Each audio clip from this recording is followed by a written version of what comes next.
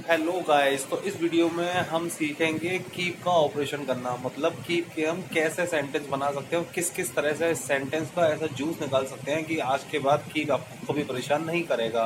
तो चलिए शुरुआत करते हैं ऑपरेशन कीप। और आज के बाद इस वीडियो को देखने के बाद आप कीप के बहुत सारे सेंटेंस बनाने वाले हो।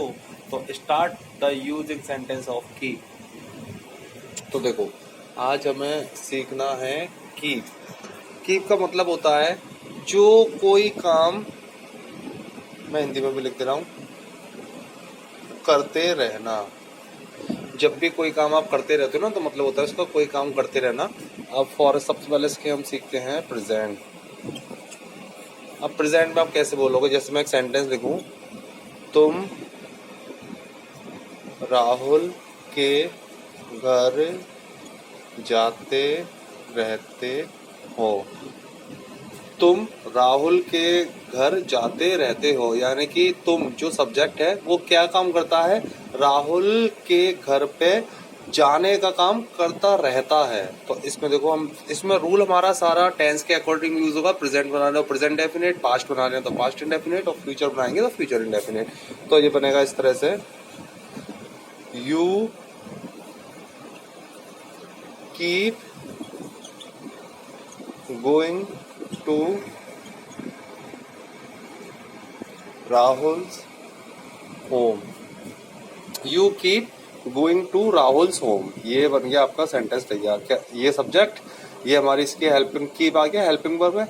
ये हमारी मेन वर्ब की जीरेंट फॉर्म हो गई। हमारा ये हो गया टू, और राहुल्स होम, राहुल का घर। तो ये बन गया sentence, you keep going to Rahul home. अब इसकी तरह से हो सकता है, तुम बैडमिंटन खेलते रहते हो, you keep playing to badminton. अच्छा, इसमें एक चीज और है, आप या तो कीप लिख सकते हो या फिर कीप ऑन, दोनों ही लिख सकते हो। ये भी सही है, ये भी सही है। सेंटेंस में कोई फर्क नहीं आता। आप चाहें तो कीप ऑन लिखें या कीप लिखें। आपने कई सेंटेंस देखे भी होंगे।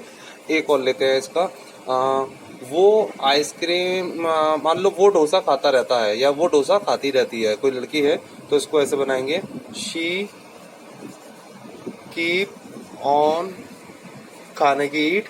उसकी लाएंगे जीरेंट फॉर्म, यानी कि ING form, she keep on eating dosa. अब क्या मतलब हो गया? इसका मतलब हो गया वो डोसा खाती रहती है। हिंदी तो आप जानते ही हो मेरी सुपर हिट है, तो थोड़ा समझने की कोशिश करना। वैसे तो मैं बोल के बता ही रहा हूँ, और थोड़ा जल्दी लिखते हैं तो राइटिंग पे इतना ध्यान नहीं देता हूँ। थोड़ा बस मुझे लगता है कंटेंट समझ में आना चाहिए। वो डोसा खाती रहती है।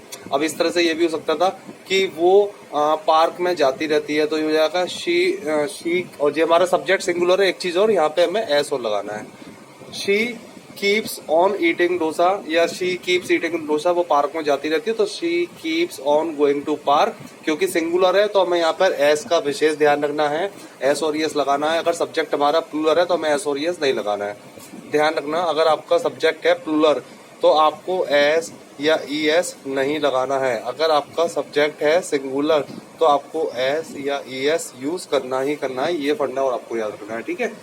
इसी का आप देखो नेगेटिव का यूज करके देख लेते हैं आपके लिए।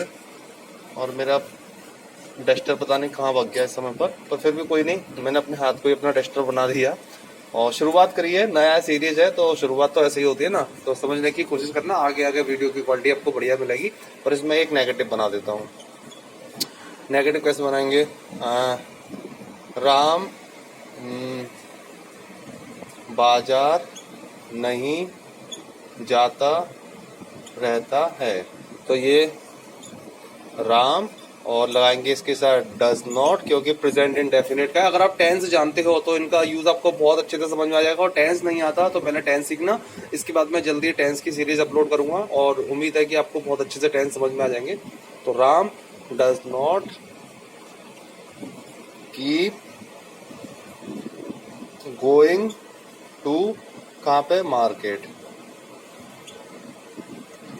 तो देखो क्या बन गया, Ram does not keep going to market, यानी कि सेंटेंस के ना, राम बाजार नहीं जाता रहता है। इसी तरह से अगर प्लूरल होगा तो हमें डज की जगह डू कर देंगे। जैसे कि मान लो तुम घर नहीं आते रहते हो, you do not keep coming to home, you do not keep coming home. तो इस तरह से ये बन गया तुम्हारा सब्जेक्ट हो गया प्लूरल, तो प्लूरल के साथ डू लगा दिया, सिंगुलर तो डज लगा दिया, you do not keep coming home. अच्छा, होम से पहले टू मत लगाया करना। अगर कुछ और आ रहा है जैसे कि माई होम, योर होम, तो आप टू लगा सकते हो, लेकिन खाली होम है तो उससे पहले टू नहीं लगता है। ये भी एक इंग्लिश का रूल होता है, बहुत से लोग हैं coming to home, coming to home.